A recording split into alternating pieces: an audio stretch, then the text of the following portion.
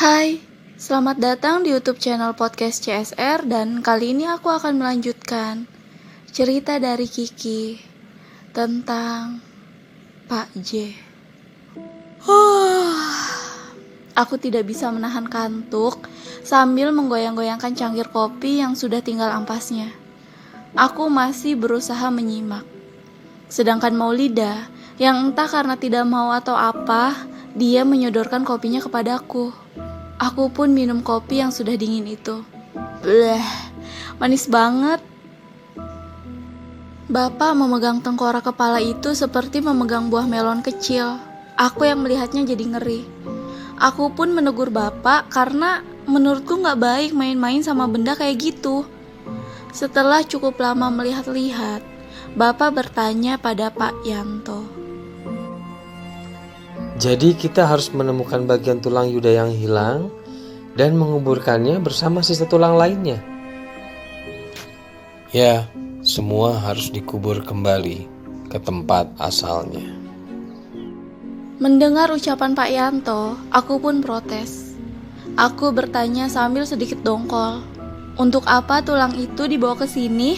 Toh akhirnya Pak Yanto juga harus menguburnya kembali ke kuburan Yuda di kampung. Dan Pak Yanto pun menjawab pertanyaanku dengan wajah sedihnya. Terus, ngapain sisanya dibawa ke sini? Kalau akhirnya dikubur di tempat asalnya juga. Kuburan Yuda sudah tidak ada. Bahkan pemakaman tempat kuburannya berada sekarang sudah jadi kawasan industri. Sehingga tanah pemakaman harus dipangkas. Ini salah saya. Saya sengaja menyimpan tulang jasad Yuda dan berniat membujuk abang saya agar mengembalikan sisanya. Tapi terlambat. Abang saya sudah pindah dari kampung itu. Bertahun-tahun saya mencari. Akhirnya mendengar kabar kalau ada seorang tabib hebat yang tinggal di sebuah kampung yang masih satu provinsi dengan kampung saya. Saya pun yakin itu adalah Pak J. Tapi saat saya sampai di kampung itu, Pak J sudah dikabarkan hilang di tengah hutan dan dikabarkan meninggal. Entah karena suatu alasan warga menolak melakukan pencarian. Saya juga heran, kenapa warga desa itu kelihatan sangat membenci Pak J. Dan di desa itulah awal muncul dari nama Pak J. Gila, itu artinya banyak makam yang tergusur. Membayangkan mayat-mayat orang yang harus direlokasikan, aku jadi merasa ngeri. Tapi kalau memang kuburan Yuda sudah gak ada lagi, terus tulang belulang ini mau dikuburkan di mana? Aku memilih tidak bertanya dan hanya menunggu Pak Yanto selesai bicara. Terus, kalau kita tidak bisa menguburkan jasad Yuda di makam aslinya, kita harus menguburnya di mana? Entahlah, tapi jauh di lubuk hati saya, Yuda pasti ingin jasadnya kembali ke sisi ayahnya. Ya, mungkin kita bisa menguburkannya di samping makam Pak J. Jawaban Pak Yanto memang adalah solusi, tapi beliau mengatakannya seolah-olah itu mudah. Padahal sampai sekarang pun tidak ada yang tahu di mana kuburan Pak J. Aku pun langsung bertanya karena tidak mampu lagi menahan rasa penasaran. Kali ini Bapak yang menjawab pertanyaanku. Tapi di mana kuburan Pak J? Itu yang harus kita temukan. Dengar, kita tidak bisa melakukan ini berempat. Kita butuh bantuan sebanyak yang kita bisa. Tapi karena kita belum tahu siapa musuh yang sebenarnya, kita tidak bisa meminta bantuan ke sembarangan orang. Mungkin ini sudah saatnya kita minta pendapat abahmu. Tiba-tiba Bapak melihat ke arah Maulida. Melihat dengan wajah yang sangat serius. Dan mata Maulida lagi-lagi melotot. Tapi kali ini dia melotot ke bapakku. Dan itu berhasil membuat bapakku kelabakan. Saya ngomong apa barusan? Enggak kok. Saya nggak ngomong apa-apa kan ya? Ya kan? Sumpah, anak kecil aja tahu kalau Bapak baru saja keceplosan. Jadi ternyata dugaanku benar. Maulida ini adalah putri dari salah satu pengasuh pesantren. Iya, hanya ada satu anak ajaib di desa ini. Anak yang dikatakan hanya lahir 100 tahun sekali. Anak yang sejak kecil sudah punya banyak bakat. Anak bungsu pengasuh cabang pesantren di desa ini. Sang mutiara desa, Ning Maulida Alhanan. Bahkan dari saking terkenalnya, ibuku menamai adik perempuanku Farhadila Alhanan. Sial, aku harus hati-hati ngomong sama cewek ini. Gimana pun juga, aku masih kerja di warnetnya pesantren. Cepat-cepat aku memalingkan wajahku yang dari tadi memandang Maulida. Aku tidak mau ada gajah yang teraniaya lagi. Dan untunglah Bapak bisa mengalihkan pembicaraan. Kita bagi tugas. Saya dan Pak Yanto akan menghadap pengasuh. Mungkin akan butuh waktu lama jikalau beliau sedang tidak di pesantren. Maulida, tugas kamu mencari tahu apakah benar tulang jasad Yuda dikubur di sumur Bu Edi. Ingat, hanya mencari tahu dulu. Jangan ambil tindakan apapun sebelum dapat kabar dari saya. Pak Yanto, selama di pesantren nanti, hindari berbicara soal pesugihan, persekutuan dengan iblis, dan lain-lain. Biarkan saya yang berbicara. Karena bagaimanapun hal itu sangat sensitif untuk dibicarakan di lingkungan pesantren. Oke semua, selesai. Kita akan mulai tindakan selanjutnya setelah saya dapat pencerahan dari pengasuh. Ketika Bapak berbicara akan membagi tugas, mampu membuat kami yang mendengarnya serempak memasang pose dan wajah serius. Bapak pun melanjutkan pembagian tugasnya. Kami bertiga mengangguk, kemudian Bapak melihat ke arah Maulida, dan kami bertiga mengangguk lagi. Kemudian Bapak melihat ke arah Pak Yanto, dan kami bertiga mengangguk lagi. Setelah itu Bapak mengakhiri strateginya. Maulida, Pak Yanto, dan Bapak kembali duduk bersandar dengan tenang, kecuali aku. Aku langsung berteriak kesal. Gila, aku sudah rela menahan kantuk demi ikutan rembuk, tapi malah gak dikasih tugas apa-apa. Bapak hanya memandangku heran. Hah? Terus aku ngapain? Oh iya ya, tugas yang cocok untuk Kiki apa ya? Temukan ke-6 anak Pak J. Aku menoleh ke arah Bapak. Aku mengerti maksud dari tugas yang Bapak berikan, karena sebelumnya aku juga merasa aneh. Sembunyi di manakah ke-6 anak Pak J itu? Di telepon kemarin, Dini mengaku ke-6 anak cacat itu hanya mengunjunginya 2 kali. Setelah itu, yang selalu datang hanyalah anak laki-laki berbaju merah dan celana hitam. Dan kunjungan mereka kemarin malam, di jendela kamarku itu, pelan tapi terdengar jelas di telingaku, mereka berdua berkata, "Tolong kami, Mbak." Aku hanya mengangguk menyanggupi tugas yang Bapak berikan. Hanya saja, aku harus tahu kenapa tugas ini diberikan kepadaku. Jadi, aku pun langsung bertanya, kenapa harus aku? Karena kamu kakaknya. Pagi harinya, aku dan Maulida melepas kepergian Bapak dan Pak Yanto ke pesantren. Kami hanya berharap pengasuh ada di sana agar kami bisa segera mengambil tindakan. Aku tahu, aku gak bisa apa-apa jika dibandingkan 3 orang ini. Tapi meskipun sedikit, aku yakin ada yang bisa aku lakukan. Kami pun kembali ke ruang tamu, membereskan sisa-sisa kopi dan cemilan semalam. Tidak ada yang tidur, bahkan setelah sholat subuh pun, kami masih melanjutkan obrolan. Kalau kamu mau, aku bisa menggantikan kamu mencari anak Pak J. Tugas yang diberikan kakak Tuan sama aku terlalu mudah. Setelah itu, aku bisa langsung fokus mencari ke-6 anak Pak J. Tenang saja, gak akan terjadi apa-apa sama aku. Lagian, kita punya seorang tabib baru yang lebih hebat dari Pak J. tabib yang sudah menyelamatkan nyawa-nyawa warga dan anak yatim waktu insiden asap beracun itu. Kamu nggak benar-benar berpikir obat itu bisa menyembuhkan semua penyakit, kan? Aku sudah menjadi saksi keajaiban obat itu. Penyakit gula ibu, penyakit rematik mbah, bahkan korban asap beracun itu pun sembuh seketika gara-gara resep jamu dari Pak J itu. Iya kan? Semua orang bisa membuat obat untuk sakit gula, rematik, sakit perut, dan mual. Jadi tidak ada yang spesial dari resep jamu Pak J. Temanku, dia lumpuh karena kecelakaan. Dan berkat obat Pak J, kakinya kembali pulih. Bukankah itu bukti kalau obat itu adalah obat yang bisa menyembuhkan penyakit apapun? Apakah sebelum diberi obat, Pak J melakukan sesuatu sama kaki teman kamu? Iya, Pak J memijat kakinya sebentar, lalu memberikan jamu itu, dan besoknya kakinya langsung sembuh.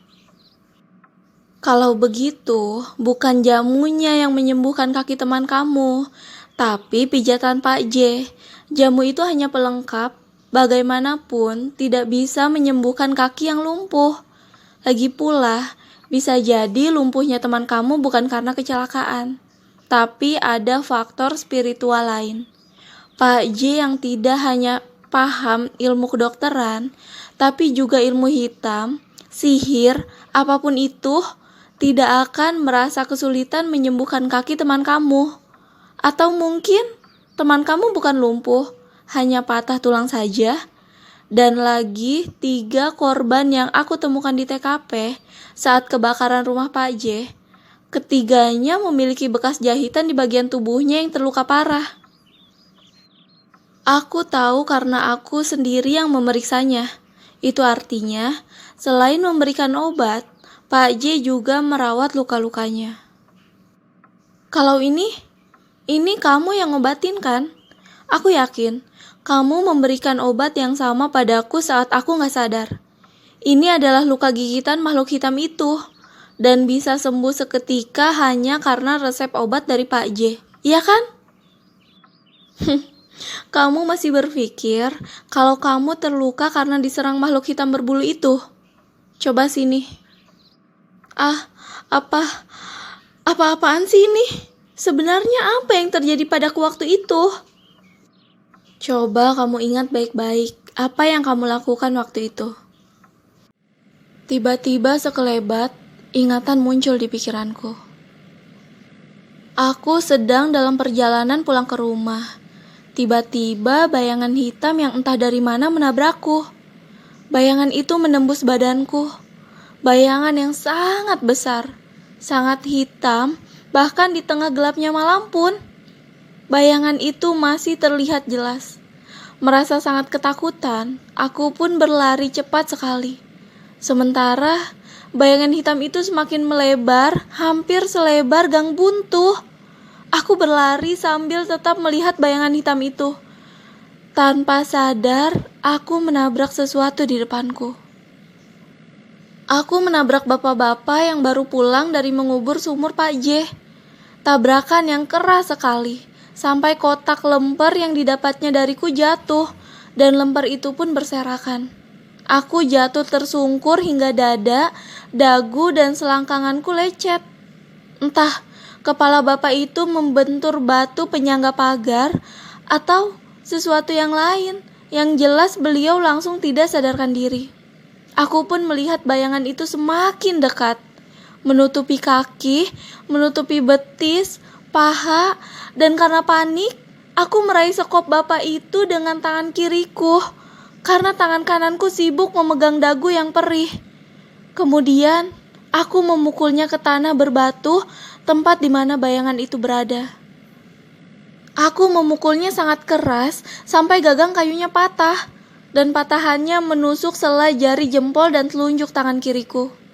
Sementara aku menahan sakit, bayangan itu pun semakin cepat menutupi tubuhku.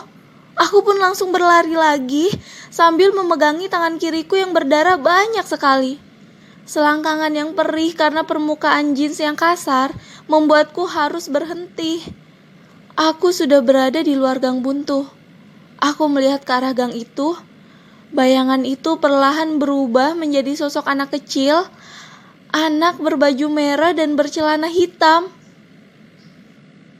Tiba-tiba, cahaya terang dengan cepat menyinari wajahku dan mobil itu menyerempetku yang dari tadi berdiri di tengah jalan. Mobil itu pun berhenti dan kedua orang pengemudinya menghampiriku. Tapi aku malah berlari lebih cepat dari biasanya untuk menghindari mereka. Lalu kemudian, Kiki. Suara Maulida seakan mengembalikanku ke dunia nyata lagi. Entahlah, sekarang aku tidak tahu lagi mana yang nyata dan mana yang mimpi buruk. Maulida pun menghampiriku, memegang keningku dan mendekatkan wajahnya, memperlihatkan lingkaran hitam di mata kiriku. Lalu dia berkata, "Sepertinya sekarang ini bukan obat yang kamu butuhkan, tapi tidur yang lelap. Tidur yang sangat lelap." Entah dari mana, tiba-tiba rasa kantukku menyerang bertubi-tubi. Hingga tanpa sadar, aku pun tertidur lelap sekali di bahunya Maulida. Entah berapa lama aku tertidur. Lalu aku mendengar suara dering teleponku berbunyi. "Halo? Kamu pasti gak percaya apa yang aku temukan di rumah Bu Edi." Tunggu. Siapa ini? Maulida? Oke. Aku ke rumah Bu Edi sekarang ya. Jangan ke rumah Bu Edi. Terus kemana? Dan disinilah kami, di rumah seorang warga, seorang istri muda bernama Hana. Aku masih tidak mengerti kenapa Maulida mengajakku ke sini. Jadi, ada perlu apa kalian berdua ke sini? Begini, kami... Ada kepentingan apa kamu ke rumah Bu Edi tadi? Emang apa urusannya sama kalian? Itu masalah pribadi saya. Kalau kalian gak ada kepentingan lain, mending pulang deh. Maulida yang barusan diam, tiba-tiba nyerocos gitu aja. Memang sih, Mbak Hana ini masih seusiaku. Tapi gimana pun juga, ini rumahnya dia. Pantas saja kalau Mbak Hana marah. Dan ini pertama kalinya aku diusir dari rumah orang. Semua gara-gara Maulida. Tapi mungkin kalau Maulida mau ngasih tahu siapa dia sebenarnya, pasti Mbak Hana ini bakal berhenti marah. Sayangnya, Maulida masih keras kepala. Dia malah bilang, "Mbak, di samping saya ini adalah anaknya Pak Andi." "Oh, kalau gitu Mbak bisa bantu saya kan?" Sebel memang, karena dia bawa-bawa nama bapakku. Tapi gimana pun juga, itu berhasil meluluhkan hati Mbak Hana. Bahkan, entah kenapa kali ini Mbak Hana memasang wajah sedih. Dan aku pun gak tahu apa alasan Maulida membawaku ke sini. Tapi, apapun itu, pastilah hal yang sangat penting. Aku pun mengangguk dan Mbak Hana mulai bercerita tentang Anton, suaminya. Anton adalah seorang warga dusun ini. Dia tinggal di kompleks yang sama denganku. Pekerjaan sehari-harinya adalah sebagai buruh tani. Kadang juga nyambi jadi kuli bangunan. Awalnya sih mereka hidup damai dan bahagia meskipun serba pas-pasan. Sampai akhirnya Anton menyetujui sebuah tawaran sebagai pencari rumput. Pekerjaan itu sudah biasa di kampung ini. Orang-orang yang punya ternak tapi malas atau sibuk cari rumput pasti menggunakan jasa pencari rumput. Dan orang yang menggunakan jasa Anton adalah Pak J. Aku mulai merasa tidak enak dengan perbincangan ini. Karena biasanya kalau yang jadi topik pembicaraan adalah Pak J, pasti ujung-ujungnya gak enak. Dan benar dugaanku. Pengakuan Mbak Hana ini yang membuatku terkejut. Mas Anton sudah beberapa bulan ini menghilang. Tolong cari tahu di mana suami saya sekarang. Saya sudah melapor berkali-kali sama Pak RT, tapi beliau selalu bilang dalam penyelidikan. Kenapa lama sekali? Gak mungkin suami saya tiba-tiba hilang tanpa jejak, bahkan tanpa alasan yang jelas. Tangis Mbak Hana ini semakin menjadi-jadi. Aku dan Maulida jadi merasa tidak enak. Karena kunjungan kami, Mbak Hana sampai menangis seperti ini. Aku gak tahu harus berbuat apa. Aku hanya bisa menunjukkan sikap peduli dan prihatinku, dan akhirnya aku pun bertanya, kapan terakhir kali Mbak melihat Mas Anton? Malam yang sama dengan kebakaran rumah Pak J. Berbagai spekulasi muncul di pikiranku, dari yang ngaco sampai yang paling buruk. Tapi karena aku belum mengenal sosok Anton, jadi aku pun tidak bisa langsung ambil kesimpulan. Beliau biasanya mencari rumput di mana? Tanya Maulida, lalu sambil menyeka air matanya, Mbak Hana pun menjawab, di hutan ini. Aku dan Maulida pulang, meninggalkan Mbak Hana yang masih terisak di rumahnya. Kedatangan kami malam itu mungkin membuka luka yang sudah lama ingin ditutupinya, tapi sekaligus juga memberikan harapan baru bagi Mbak Hana. Kami berdua tidak tahu di mana harus menemukan Mas Anton. Bahkan Maulida pun menganggap kemungkinan Mas Anton masih hidup sangatlah kecil. Kami teringat sesosok mayat yang ditemukan hangus terbakar di dalam rumah Pak J.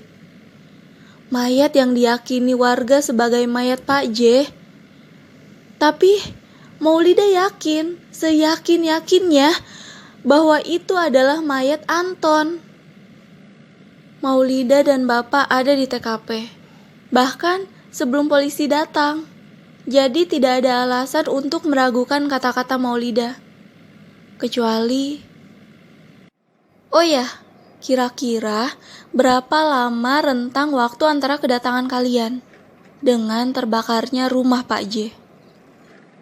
Entahlah, yang jelas kami datang secepat yang kami bisa. Kak Tuan menelponku, memintaku bergegas ke rumah Pak J saat itu juga.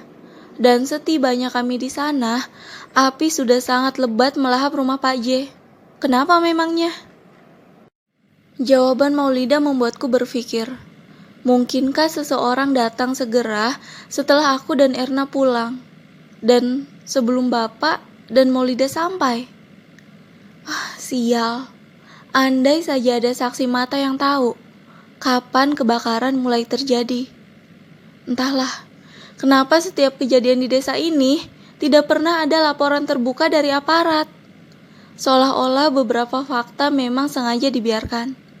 Hasil autopsi mayat terbakar yang tidak pernah keluar, hasil laporan lab tentang sumur Pak J yang juga tidak pernah keluar, dan hasil visum luka Pak Trisno yang juga tidak pernah keluar. Iya, mungkin informasi itu terlalu berharga untuk diketahui warga. Tapi, mencampur adukan kejahatan kriminal dan tragedi mistis membuatku pengen muntah. Kata-kataku barusan menimbulkan sebuah pertanyaan baru di benakku. Dan kebetulan, sekarang aku sedang bersama seseorang yang bisa menjawabnya. Maulida, waktu kamu dan Bapak ke TKP malam itu, apakah masih ada 2 motor terparkir di halaman rumah Pak J?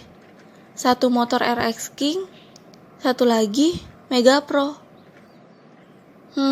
Saya nggak tahu tipe-tipe motor, tapi yang jelas nggak ada motor atau kendaraan apapun di TKP.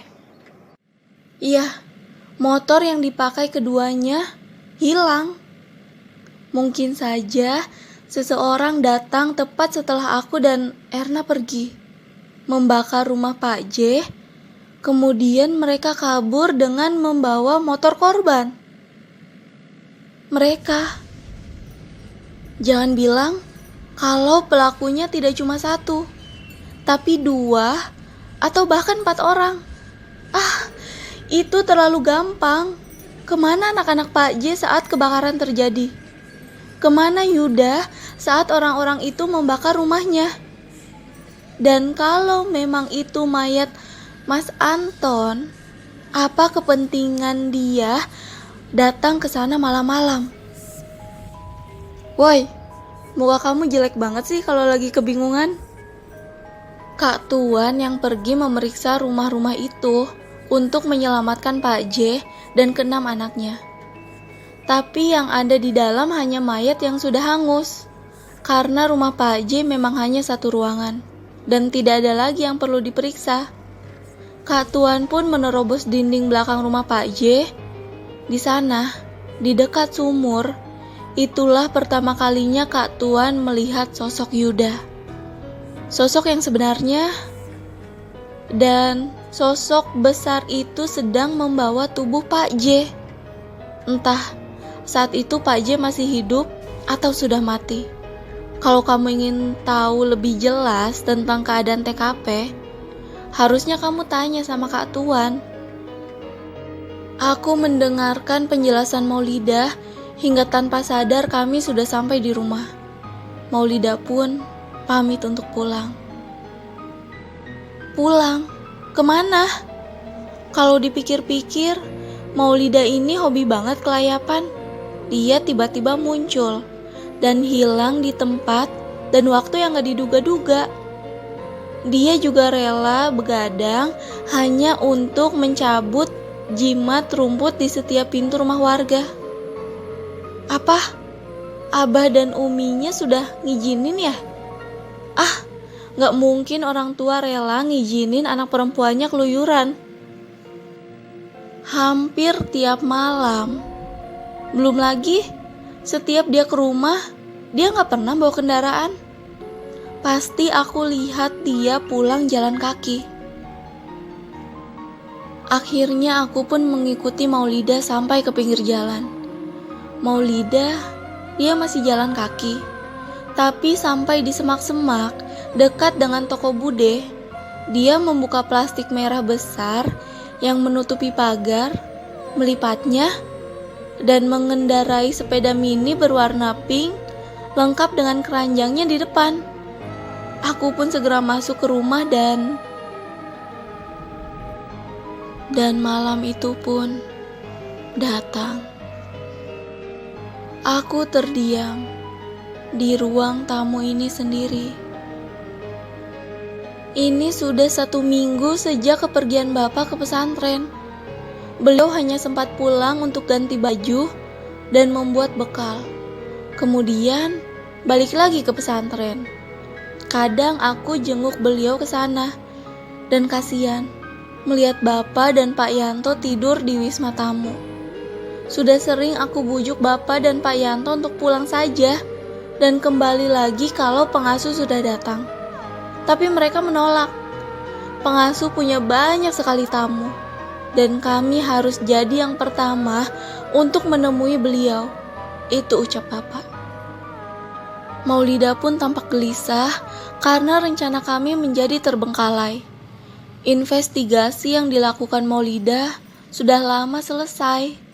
Dia sudah 100% yakin kalau tulang itu ditimbun di dalam sumur Bu Edi. Berkali-kali Maulidah melemparkan batu saat jemuran kerupuk Pak Edi diangkat. Dan yang terdengar adalah suara batu yang jatuh ke tanah. Tidak ada air di sumur itu.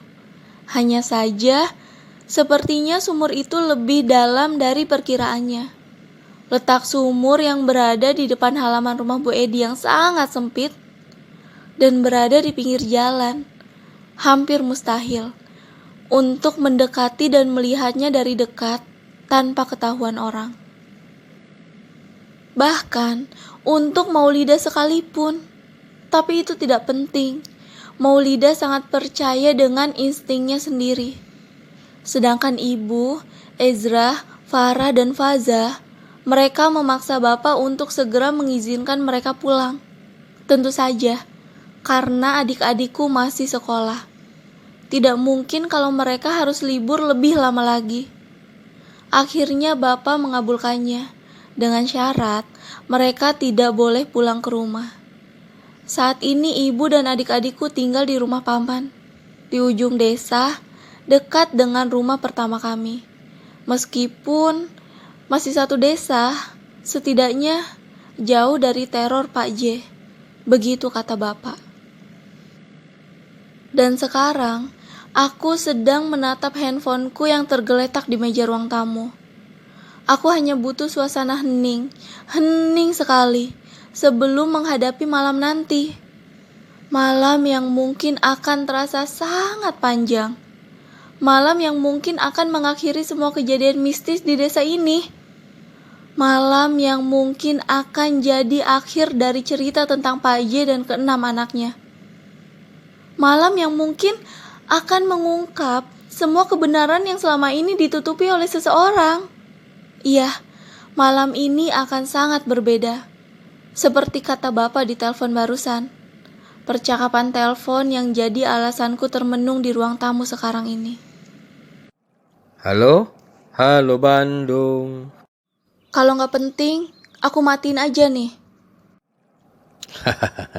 Kalau lama-lama kamu jadi makin kayak si Lida. Oke Ki, Bapak nggak maksa kamu buat ngelakuin apa yang Bapak perintahkan tempo hari. Sebaliknya sekarang Bapak minta kamu segera pergi ke rumah pamanmu, jagain ibu dan adik-adikmu. Gimana juga itu masih termasuk tugas yang penting kan? Halo? Ki? Oke dengar, apa yang akan kita hadapi nanti bukanlah main-main. Ini jauh lebih serius daripada teror si Lasmini. Ki, Bapak gak mau membahayakan nyawa anak Bapak sendiri. Ngerti? Kamu paham kan resikonya? Halo? Ki? Oke, Nah gitu dong, nurut kalau dibilangin. jadi kapan kita mulai? Heh, kamu memang keras kepala ya. Oke malam ini, semua ini harus berakhir. Jembatan dari masa lalu. Aku harus keliling kampung mencari tempat yang mungkin jadi persembunyian keenam anak Pak J. Atau lebih tepatnya, tempat keenam anak Pak J disembunyikan. Tapi semua tempat yang aku curigai sudah aku datangi. Dan tetap saja, aku belum menemukan mereka. Entah bagaimana dengan Maulida, Bapak, dan Pak Yanto. Apa yang sedang mereka lakukan sekarang? Sekarang aku menemui titik buntu. Asih yang dari tadi menemaniku pun kelihatan sudah capek. Sementara Uci dan Erna yang standby di rumahku dari tadi telepon terus. Sedikit-sedikit nanya, ada, ketemu, gimana? Pertanyaan mereka membuatku jadi tambah bingung. Gimana Ki? Apa nggak sebaiknya kita balik ke rumah dulu? Kita diskusikan lagi di sana. Saran dari Asih hampir saja aku ikuti. Tapi tiba-tiba HP-ku berbunyi. Telepon dari Bapak. Tanpa pikir panjang lagi, segera aku menjawabnya. Aku perhatikan kata demi kata. Aku hafal petunjuk demi petunjuk, sampai akhirnya Bapak menutup telepon. Aku terdiam sejenak, menghela nafas panjang, dan kemudian melihat ke arah Asih. Sih, kali ini aku gak maksa kamu ikut. Kamu boleh pulang kalau kamu mau. Maksudnya Ki, kita kan tadi sore udah sepakat buat saling bantu. Jadi, kemanapun masalah ini mengalir, ke situ kita akan berlabuh. Ini bukan waktunya buat sok puitis. Tapi apa boleh buat? Aku sudah memberikan tawaran, tapi Asih memaksa. Akhirnya aku ceritakan semua isi percakapanku dan Bapak. Hasilnya, Aku bisa lihat wajah Asi yang ketakutan. Tapi, aku sangat berharap Asi untuk ikut. Karena aku gak mungkin nyelesain tugas ini sendirian. Tapi, kalau ingat kejadian beberapa tahun lalu, rasanya aku jadi orang yang kejam kalau masih maksa Asi untuk ikut. Tapi setelah menelan semua rasa takutnya, Asi pun memutuskan untuk menyerahkan nasibnya kepadaku. Serius, Ki? Kita kesana sekarang? Malam-malam? Oke, Ki. Aku ikut. Aku hanya tersenyum, kemudian kami berdua berkendara menuju tempat tujuan kami. Tempat yang menurut informasi dari Bapak adalah lokasi keenam anak Pak J disembunyikan. Tempat itu adalah jembatan rel di tengah hutan.